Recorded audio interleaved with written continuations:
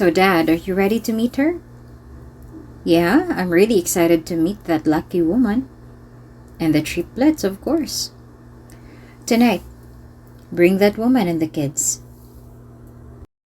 Kung bago ka pa lang sa channel neto, ibang kwento ni Ate Jane, istorya mo, ikwento ko. Huwag kalimutang pindutin ang notification bell at subscribe button.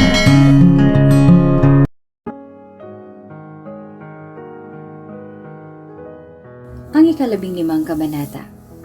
Ito na ang pagsubok kina Jenny at Hugo. Sabay nila itong haharapin ng magkasama. Ngunit si Jenny ay hindi pa din maamin kay Hugo ang katotohanan. Selfish man kung isipin ang karamihan. Ngunit sa ngayon ay kailangan na muna nilang solusyonan ang problema ni Hugo sa pamamagitan ng pagpanggap.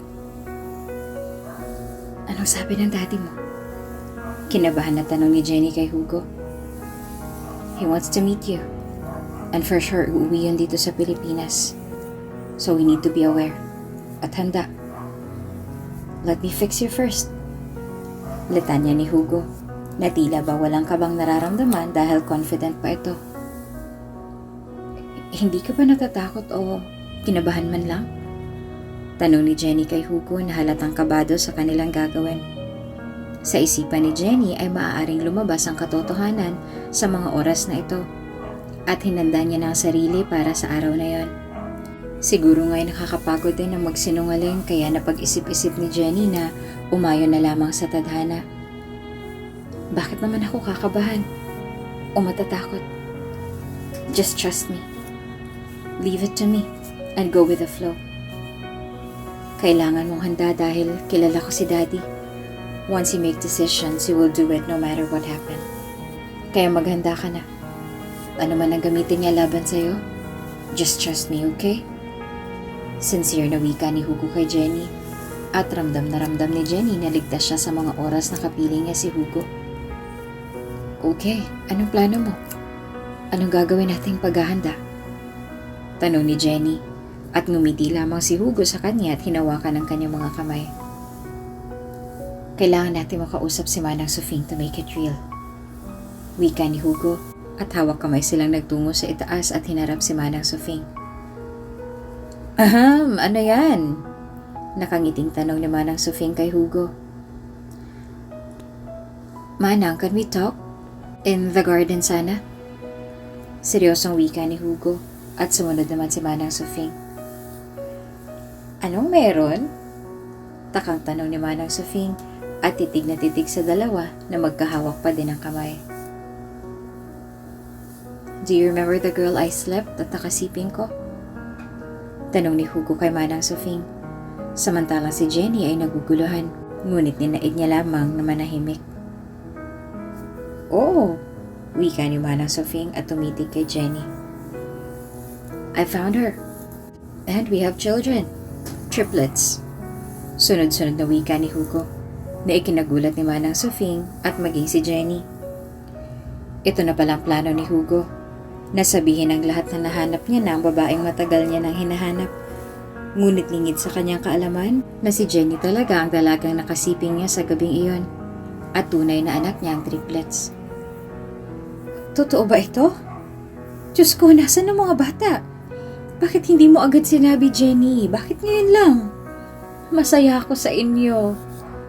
Halos maiyak na si Manang Sufing sa ligayang kanyang nararamdaman. Ngunit ang hindi niya alam ay palabas lamang ang lahat. Dahil nag-aalinlangan ako kasi baka makasira ako sa buhay ni Sir Hugo. Pagsasabay ni Jenny sa usapan at tila ba ramdam na ramdam niya ang bilis ng tibok ng kanyang puso. Alam na ba ito ng daddy mo? Pero paano yung kasal mo? Narinig ko si Trevor kanina kausap ang daddy mo at kitang-kita ako sa mata ni Trevor na nagkasagutan na naman kayo. Kahit ganoon ay nag-aalala pa din si Manang Sufing kay Hugo at nanghihinayang ito sa pagkakaibigan ng dalawa na agad na lamang nasira.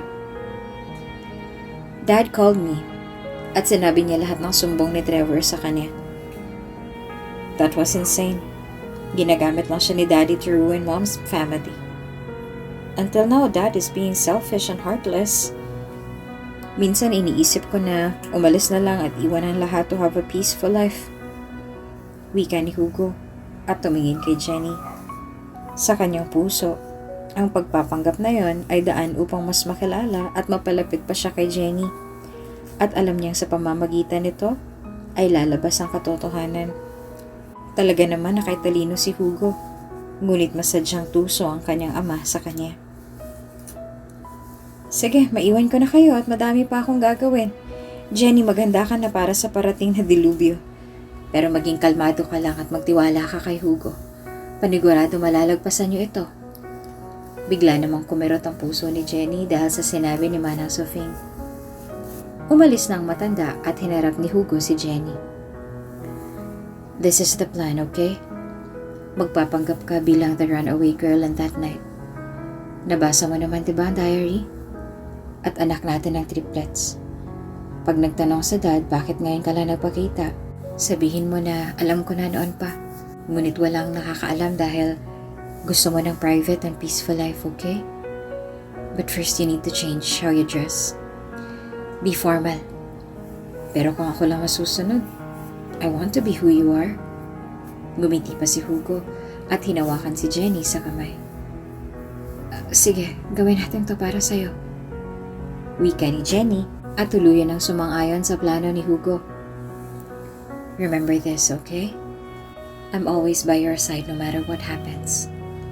Sabay tayong haharap kay Daddy and for sure, Annika's with him. Kaya maganda ka. But just trust me no matter what happened. Huwag kang magpapadala kay Daddy and stick on my side. Wika ni Hugo at naiyak na si Jenny sa puntong iyon. At napansin naman siya ni Hugo kaya agad niya itong niyakap. Matapos ang pag-uusap na yon ay dumiretso sila Jenny sa isang salon at pinaayos ang buhok ni Jenny. Ang dating kulot na buhok ni Jenny, ngayon ay naging straight at mahaba na. Bagay sa'yo. Wika ni Hugo at napangiti naman si Jenny nang makita ang sarili sa salamin. Paniguradong magugulat si Ali. Natatawang wika ni Jenny at tumitig sa kanyang sarili. Di pa tayo tapos. Wika ni Hugo at matapos magtungo sa salon ay nagtungo sila sa isang makeup shop at bumili ng mga pampaganda, ngunit natural lamang. Pink would be great. And maybe gold eyeshadow? Wika ni Hugo. At nagulat naman si Jenny dahil para bang sanay na sanay si Hugo. Shh! Bakla ka ba? Takang tanong ni Jenny kay Hugo. Dahil doon ay natawa si Hugo at pinitik nito ang noo ni Jenny. No, I'm not. Sanay lang ako dahil kay Ira, tinuruan ako noon. It would be great to have a great mind. Wika ni Hugo at nagpatango-tango naman si Jenny. Matapos magtungo sa makeup shop ay umuwi sila ni Jenny at tinuruan siya ni Hugo kung paano gamitin ang mga pampaganda at agad naman natutunan ni Jenny. You look prettier than I thought. Nakangiting wika ni Hugo kay Jenny at titig na titig sa dalaga. Baka naman matunaw ako niyan. Wika ni Jenny at tumawa. Matapos sa mga iyon ay nagtungo sa personal na designer sila Hugo at namili ng mga damit na outfit na babagay kay Jenny. Matapos ang operation pagbabago ay para bang humintong paligid nang makita ni Hugo si Jenny. Ang katawan nito na balingkinitan, ang mga labi na kay pula at ang maamo nitong muka ang siyang nakapagpabilis ng tibok ng puso ni Hugo. Your wife's prettier than I imagined. Hindi ka pa din kumukupas, Mr. Hugo. Wika ng bakla kay Hugo na siyang nag-ayos kay Jenny. You look like a model. Nakangiting wika ni Hugo kay Jenny at inilahad ang mga kamay. Tinanggap naman iyon ni Jenny at doon na hinatid ni Hugo si Jenny sa kanilang tahanan. Bit-bit ang isang katutak ng mga gamit. Sino po sila? Takang tanong ni Ali kay Jenny at tila ba hindi nakilala ang kanyang ate. Paluin kaya kita ng tsinelas. Natawa naman si Ali dahil binibiro na lamang niya ang kanyang ate. Anong nangyayari? Tanong ni Ali at napatingin pa sa mga paper bag na dala ni Hugo. Agad na kinuha niya ang iba at tinulungan si Hugo. Ako na magpapaliwanag mamaya. Hugo, umuwi ka na at maganda. Wika ni Jenny at lumiti naman si Hugo. Natuwa siya dahil hindi na sir ang tawag sa kanya ni Jenny. See you, my wife. Wika ni Hugo na mas lalong ikinagulo ng isipan ni Ali. Umalis na si Hugo samantalang si Jenny naman ay nag-umpisa ng ipaliwanag ang nangyari kay Ali. Ano? Bakit kailangan niyo pang magpanggap? Bakit hindi mo na lang sinabing totoo? Naku ate, sinasabi ko sa'yo, pinapalala mo lang ang sitwasyon. Tarantang wika ni Ali sa kanyang ate. Sinabi ni Hugo na sabay kaming haharap. At sinabi niya din sa akin na maghihintay daw siya. Hanggang sa maging handa na ako. Wika ni Jenny sa kapatid, ngunit labis pa din ang pag-aalala ni Ali. Kailan ka naman magiging handa, ate? Kung kailan pagod na si Kuya Hugo sa paghihintay sa'yo. Ginawa niyo lang komplikado ang lahat eh. Kung sinabi mong totoo kay Kuya Hugo, hindi niyo na sana kailangang magpanggap. Pero bahala ka ate. Basta ako nagsasabi lang ako. Wika ni Ali at umalis na sa harapan ni Jenny. Napabuntong hininga na lamang si Jenny at inayos sa mga gamit. Hinanda niya na ang kanyang sarili sa mga posibilidad na mangyari. Ali, pagtapos nito gusto kong magsimula. Nag-apply ako bilang domestic helper sa Canada. At pagtapos ng problema ni Hugo, ikaw ang bahalang magsabi sa kanya kapag hindi ko nagawang sabihin. Sa tingin ko kasi mahal ko na si Hugo at handa akong gawin ang lahat makasama ko lang siya. Gusto ko na bago niya malaman ang totoo ay walang sagabal at walang problema. Seryosong wika ni Jenny sa kanyang kapatid. Ate, wika ni Ali at naiiyak na niyakap ang kanyang ate. Planado na ni Jenny ang lahat. Matapos ang pagpapanggap nila at kung sakaling mabuko sila ni Hugo, ay siya na lamang ang lalayo at isasaalang-alang ang kanyang kasiyahan.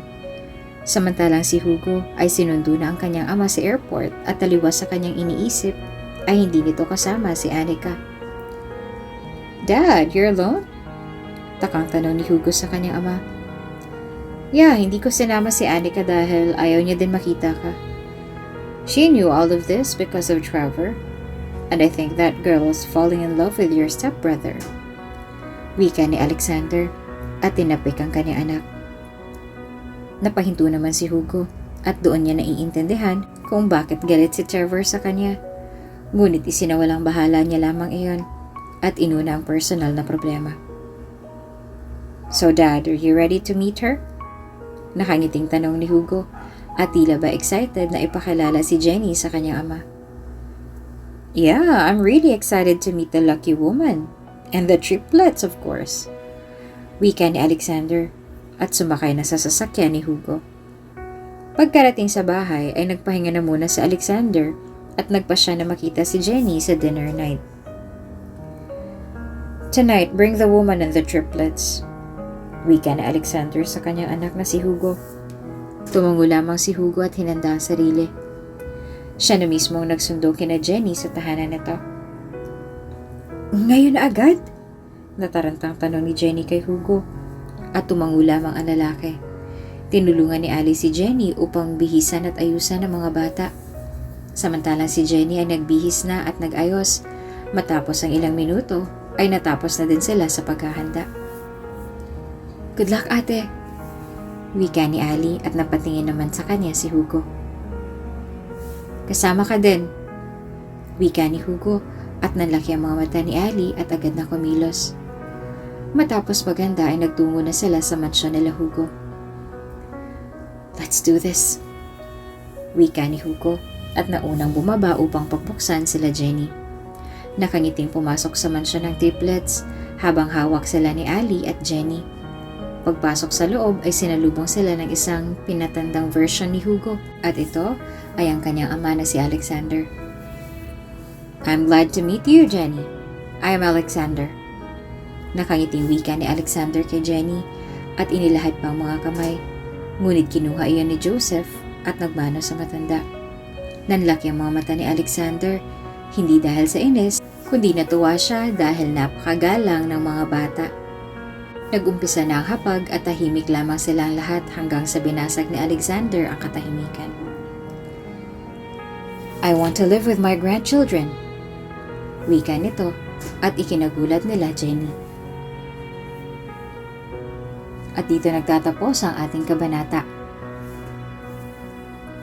Hanggang saan kaya kayang panindigan nila Jenny at Hugo ang pagpapanggap na ito? At maaari kayang alam na ni Alexander ang katotohanan sa pagitan nila Hugo at Jenny at ng triplets? Abangan sa susunod na kabanata. Kung bago ka pa lang sa channel neto, ibang kwento ni Ate Jane, istorya mo, ikwento ko. Huwag kalimutang pindutin ang notification bell at subscribe button.